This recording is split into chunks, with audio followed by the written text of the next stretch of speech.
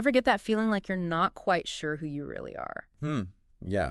Well, today's deep dive, I think, might actually help with that. Oh. We're going way beyond, your typical self-help books. Okay. And straight into, ancient Sanskrit wisdom. Wow, really? Yeah. No, seriously. We are unpacking a powerful verse. Okay. Flips the script on identity. Think less finding yourself and more like unfinding everything you thought you were. Interesting.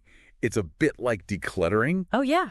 But for your very sense of self. I like that. This verse comes from a tradition within Hinduism called Shaivism, where Shiva represents this pure consciousness, the ultimate reality, beyond all the labels and limitations we usually kind of place on ourselves. Okay, I'm intrigued. Yeah. But Sanskrit poetry isn't exactly my usual, my usual jam. Right. So what kind of source material are we actually talking about here? Think of it as a chant or affirmation, distilled from centuries of philosophical thought.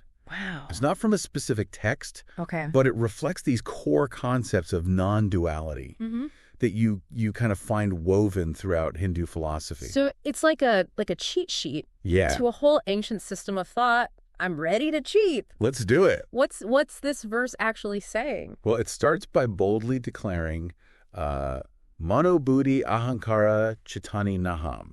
Okay. Which translates to, I am not the intellect, the ego, or the memory.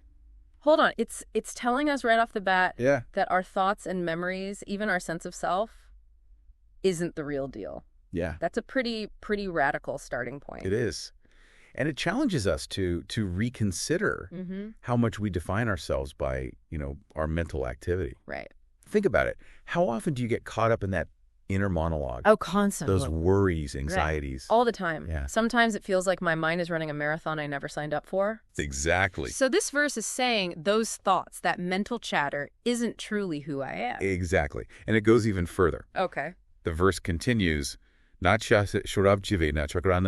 right. Meaning, I am not the organs of hearing, tasting, smelling, or seeing. Wait, so not our senses either. Nope. We're really stripping things down here. Yeah. If I'm not my thoughts or senses, what's left? It's like this verse is trying to tell me I don't exist. Not quite. It's more about realizing that true identity is not bound by these temporary, ever-changing aspects of ourselves. Right. It's using what's called the neti-neti approach. Neti-neti. Not this, not that. I like it. To help us break free from these limiting identifications. Okay, so we're starting to peel back the layers of the onion, so to speak. Yeah. Where does the verse go from here? Is it just going to keep telling me everything I'm not? Well, yes and no. Okay. It continues this process of negation, but it's leading us somewhere. Yeah. The next line states, Na chavyoma vumir na tehona vayuhu. Okay. I am not the space, nor the earth, nor fire, nor air. So it's not just negating our internal world, but our external world too. It's saying, I'm not my body. I'm not even the elements that make up the world around me. Right. This is getting pretty existential. What's the point of all this negation? It's setting the stage for a profound realization. Okay. Remember, it's not about erasing our existence, Right. but shifting our understanding of what we truly are. All right. I'm ready for the big reveal. What am I, according to this ancient wisdom? The next line offers a clue. Chidandarupa Shivoham, which translates to, I am the form of consciousness and bliss. I am Shiva. Okay, now we're talking. Consciousness and bliss sounds a lot more appealing than not a nose or definitely not dirt. Right. But what does it actually mean to be Shiva in this context? Is this where we start talking about gods and goddesses? It's not about, worshiping a deity in the traditional sense. Okay. Shiva here represents that pure consciousness, the unchanging ground of being that exists beyond all the limitations the verse has been, negating. So it's like Shiva is this ultimate reality underlying everything, and this verse is guiding us to realize our connection to that. Exactly. Oh, got it. And that's where the neti-neti approach comes in. Yeah. By systematically negating all the things we are not, it points us towards what we truly are. Okay. This boundless consciousness, this Shiva. It's interesting how the verse uses such vivid language, even in translation. Consciousness and bliss. Yeah. Those words evoke like a feeling, an experience, rather than just a concept. That's the beauty of these ancient teachings. They speak to something deep within us. Yeah. Something that resonates beyond just the intellectual level. All right, I'm starting to see how this verse goes way beyond just a philosophical idea. Yeah. It's like a roadmap to like a different way of experiencing myself and the world. Mm-hmm. But we've only just scratched the surface, haven't we? This nutty journey is just beginning. You could say that. Yeah. The verse continues to dismantle our usual ways of defining ourselves in the stanzas that follow. Right. It's like clearing the ground to build a whole new understanding of who we are. Well, I'm ready to keep clearing. Yeah. Let's dive into the next part of this mind-bending verse and see where it takes us. So far, we've seen the verse kind of chip away at our usual ways of defining ourselves, our thoughts, our senses, even the elements around us. But it doesn't stop there. Yeah. The next stanza takes on something even more ingrained our emotions. Ooh, emotions. Yeah. Those can feel pretty central to who we are, right? Especially in the heat of the moment. What does the verse have to say about that? It states, "Namidvesha rago, namilobo mohao," meaning, there is no hatred nor passion in me, no greed nor delusion. That's a tall order. It's not exactly denying we experience these things. Right. Because I know I've definitely felt all of those at some point. Exactly. It's not about pretending these emotions don't exist. Okay. But rather recognizing that they aren't the core of our being. Mm-hmm. Think of it like the weather. Okay. We experience sunshine, storms, everything in between. Yeah. But none of it changes the vastness of the sky itself. Okay, I see the analogy. Yeah. Our emotions are like the change in weather patterns, but our true nature is like that spacious sky, unaffected by those fluctuations. Yeah. But still, sometimes it feels like those emotions are me, Like when I'm really angry, I am anger in that moment. That's the illusion the verse is trying to help us see through. Okay. It's pointing out that these are passing states, not our fundamental identity. Yeah. And this applies to even the most intense feelings. The verse continues, "Na maivai ma'iva matsaria bava." There is no pride nor jealousy in me. So even those deep-seated feelings of ego, the need to compare ourselves, feel superior or inferior, those aren't the real us either. Right. And the verse, it keeps dismantling these attachments. Okay. It goes on to say, "Nadarmo na charto na kama na mokshaha," meaning, I am not identified with my duty, wealth, lust, or liberation. Wow. It's negating even the pursuit of liberation. Isn't that kind of the goal in a lot of spiritual traditions? Yes. But even the desire for enlightenment can become another form of clinging, another way for the ego to hold on. Right. This verse is really pushing us to let go of all attachments, even seemingly positive ones. It's like it's saying, don't get caught up in the labels, even the spiritual ones. Your true nature is beyond all of that. Exactly. It's about recognizing the impermanent nature of all things, even our goals and aspirations. That's pretty humbling when you think about it. It makes you question a lot of what we normally strive for in life. Yeah, and that questioning can be a powerful catalyst for growth. It can help us shift our focus from external achievements to the inner work of self-discovery. Right. Which the next part of the verse dives even deeper into. It says, "Na punyam, na papam, na sokham, na dukkam," meaning, I am not virtue nor vice, not pleasure or pain. Whoa, hold on a second. Yeah. Isn't this getting a bit morally ambiguous? It's not saying that actions don't have consequences, is it? Not at all. It's not dismissing ethics or saying we shouldn't strive to do good in the world. Okay. But it is challenging this idea of duality, the belief that things are inherently good or bad, right or wrong. You mean like those black and white labels we put on everything? Exactly. On people, on situations. The verse is pointing to a deeper reality beyond those labels. Okay. Our true nature lies beyond those judgments. Beyond those polarities of good and bad, right, pleasure and pain. These are all experiences we have, but they don't define who we are at our core. I see what you mean. It's like, even if I make a mistake, even if I experience suffering, that doesn't mean I am a mistake, right, or that my essence is suffering. There's something more fundamental beneath those experiences. And that brings us to the next line, which really, really flips the script on our usual ways of thinking. Namantro na tirtham na vedana yachna.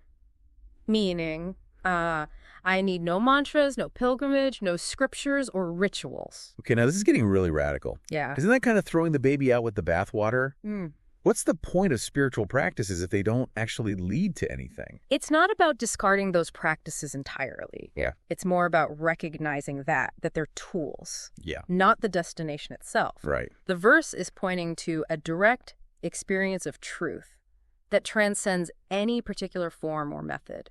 So it's not about blindly following rituals or dogmas, Right. but rather using these practices as a means to connect with something deeper within ourselves. Precisely. It's about moving beyond the external form of these practices to their inner essence, their power to awaken us to our true nature. And what about this true nature? Yeah. We're still on this netty journey, still figuring out what we are not.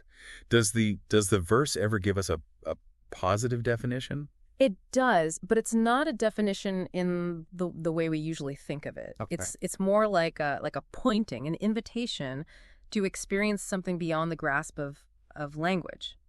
The next line states, Aham bojanam naiva bojam na bhukta, meaning I am not the experience, not the object of experience, not even the one who experiences. Whoa, that's a lot to unpack. Yeah. I think you need a moment to let that sink in. Yeah, take your time. It's like the verse is saying there's no separation, no division between us and the world, between the experiencer and the experience. Exactly. This is the heart of non-duality.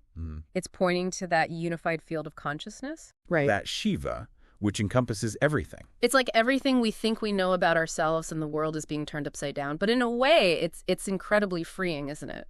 Yeah. To realize that we're not bound by any of these limitations. That's the paradox of non-duality. Mm-hmm. It can be mind-boggling at first. Yeah. But it ultimately leads to a profound sense of freedom and peace. But the verse doesn't stop there. It goes on to challenge even our deepest fears and attachment. Like what? I feel like this verse has already covered pretty much everything. Well, see what you think. The next line states, Nama martiu shanka na merati biraha. I am not bound by death and its fear, not by caste or creed. It's addressing death head on. So is this verse saying death isn't real? That we should just ignore that very basic human fear? Not quite. It's pointing to the timeless nature of our true being. Okay. The part of us that transcends all limitations of time and space. Right. It's acknowledging that death is a part of life. Yeah. But it's not the end of our existence. It's like death is just another experience, another change, but it doesn't affect the core of who we are. Right. And it goes even further in detaching from our usual sense of identity. Pita naiva me naiva matana janmaha. I have no father, nor mother, or even Beth. Okay, now that's deep. Yeah. I understand not getting too caught up in, family drama. Right. But this is like saying family doesn't even matter. It's not about dismissing those relationships or their importance in our lives. Okay. It's about recognizing that our true nature isn't defined by our origins, our lineage, or even the act of being born into this world. So it's saying our true self exists even before all of that. Yeah. For any of the experiences that shape our lives. Yes, and it continues with this theme of detachment. Abnabantur namitram kurur naiva shishaha. I am not a relative, nor a friend, nor a teacher, nor a student. This is really pushing the boundaries. Yeah. Isn't connection with others a fundamental part of being human? I mean, I love this podcast. I love connecting with you and our listeners. And that's wonderful. This verse isn't saying we shouldn't cherish those relationships. Okay. It's pointing to a deeper truth that our core being isn't bound by those roles. Right. It's something more fundamental, something that connects us all at a level beyond those labels. So it's like these roles are important, but they're not the whole story. There's something more essential that unites us, regardless of our relationship to each other. Exactly. And all this leads us to the final stanza of the verse, okay, where it really distills the essence of this netty journey. Okay, I'm ready for the grand finale. Bring on the wisdom. Ah. Okay, so we've spent the the last two parts of this deep dive, really deconstructing ourselves, or at least everything we thought we were. This verse has negated pretty much every aspect of our usual identity, thoughts, emotions, relationships, even our physical body. I gotta admit, it's a bit disorienting. It can definitely challenge our usual ways of seeing ourselves in the world, but within that challenge lies an opportunity, a chance to experience a really profound shift in perspective. Okay, so let's talk about that shift. How do we actually live these ideas? I mean, it's one thing to intellectually grasp the concept of neti-neti, but how does that actually translate to my everyday experience? That's where the real work begins. This verse isn't just a philosophical puzzle to solve. It's an invitation to embody these truths. Think of it like learning a new language. Okay. You can study the grammar, memorize vocabulary, but until you start speaking it, it doesn't truly come alive. So how do we start speaking the language of non-duality? What are some practical ways to integrate these ideas into our lives? Practices like meditation, right, mindfulness, and self-inquiry can be incredibly helpful. Mm-hmm. They provide tools to kind of quiet the mental chatter, become more aware of our thoughts and feelings, and start to observe the space between, those thoughts and our true selves. It's like creating a gap between the weather of our emotions and that vast sky of our awareness. Mm. But let's be real, most of us aren't spending our days in silent meditation retreats. Right. How does this apply to dealing with, say, like work stress or relationship conflicts? Those are the times when I really feel those limiting beliefs and emotions take over. That's exactly when these teachings become most crucial. Okay. Imagine you're in the middle of a stressful situation at work. Your mind is racing, your heart is pounding. You feel that anger or anxiety rising. Instead of getting swept away by that wave of emotion, try to remember the verse. Remind yourself, I am not this anger. This is a temporary state, like a cloud passing through the sky of my awareness. So it's not about denying the emotion, right, but rather changing our relationship to it. Yeah. Creating that space, that perspective, so we're not completely consumed by it. Precisely. Right. And as we practice, we start to notice a shift. The intensity of the emotion might still be there, but it doesn't have the same grip on us. Right. We can respond with more clarity, more wisdom, and even more compassion. That's really encouraging to hear because sometimes these concepts can feel so lofty and unattainable. Right. But you're saying it's not about becoming some emotionless robot. It's about learning to navigate the ups and downs of life with more awareness and equanimity. Exactly. It's about recognizing that we are not our emotions, our thoughts, or even our experiences. Yeah. We are that which witnesses all of it. That pure consciousness, that Shiva. As we've been talking, I've been thinking about the final stanza of the verse where it describes this Shiva as formless, omnipresent, existing everywhere. It's a pretty mind-blowing concept. It is, and it challenges us to expand our understanding of self beyond the boundaries we usually perceive. Mm-hmm. If we are not limited to our individual bodies and minds, then where do we end and the world begin? That's a big question. It is. And one that I think this verse encourages us to keep exploring. It's like it's opening a door to a whole new way of experiencing reality, one where we are not separate from the world around us, but rather interconnected with everything. And within that interconnectedness, we can find a profound sense of peace and belonging. Remember, the verse states, Chidananda Rupa, the form of consciousness and bliss. It's reminding us that our true nature isn't just some abstract void. It's a source of joy, of deep contentment. That's a beautiful reminder, especially in a world that often feels so chaotic and overwhelming. It's like we have this wellspring of peace and joy within us, just waiting to be discovered. And the more we cultivate this awareness, the more it spills over into our lives and our interactions with others. Yeah. We start to respond to challenges with more understanding, more patience, more kindness.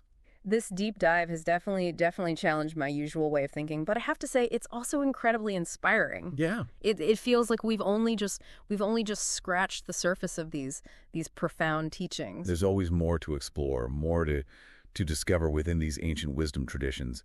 But the real journey unfolds within each of us as we put these ideas into practice and see how they transform our lives. Yeah, well said. This deep dive has given us a lot to chew on. But I think the real takeaway is this. If you are not your thoughts, your feelings, your body, your experiences, then who are you? What does it mean to live from this place of pure consciousness, this Shiva that the verse speaks of? That's something I encourage all of us to keep exploring. Thanks for joining us on this incredible journey. Isn't